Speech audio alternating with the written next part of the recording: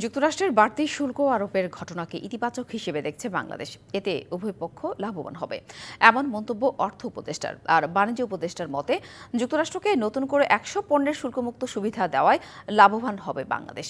মঙ্গলবার সচিবালয়ে ক্রয় সংক্রান্ত উপদেষ্টা কমিটির সভা শেষে সাংবাদিকদের সাথে কথা বলেন তারা। অর্থ উপদেষ্টা ডক্টর সালেউদ্দিন আহমেদ বলেন, যুক্তরাষ্ট্রের সিদ্ধান্তে উভয় পক্ষই লাভবান হবে। তিনি বলেন, দরপত্র উন্মুক্ত করে দেওয়ায় প্রতিযোগিতা বাড়ছে, আগের চেয়ে কম দামে চাল, ডাল সহ অন্যান্য পণ্য কেনা যাচ্ছে। অন্যদিকে বাণিজ্য উপদেষ্টা বলেন, যুক্তরাষ্ট্রের সাথে বাণিজ্য ঘাটতি কমিয়ে আনতে কাজ চলছে। বাণিজ্য বাড়াতে নানা বিষয় উল্লেখ করে পাঠানো চিঠির বিষয়ে তিনি বলেন, এই চিঠির বিষয়ে এখনো কোনো উত্তর মেলেনি।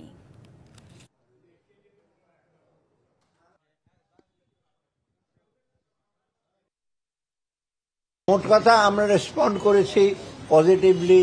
আমরা এক্সপেক্ট করি আমরা কোপারেট করব, তারাও কোপারেট করবে। সো এটা উইন উইন সিচুয়েশন করছে। আগে গুটি কয়েক সাপ্লায়ার দিত, এটা ওপেন করাতে কম্পিটিশনটা বেড়েছে এবং আমরা প্রাইসটা রিজনেবল পাচ্ছি। এটা কিন্তু আমাদের অনেক সাশ্রয় হচ্ছে। বাণিজ্য ঘাটতি অপসারণ কমানো, আমরা ওইটার উপরে কাজ করছি। আমরা বিভিন্ন রকম বিশ্লেষণ করছি যে কি কি পণ্য দিয়ে আমরা আমাদের বাণিজ্য ঘাটতিকে কমিয়ে আনতে পারি। আমরা আশা করছি বলেই তো আমরা এই পরিশ্রমগুলো করছি। আমরা এগুলো নির্ণয় করার চেষ্টা করছি কি কি ভাবে আমাদের ট্রেড গ্যাপটাকে কমিয়ে আনা যায়।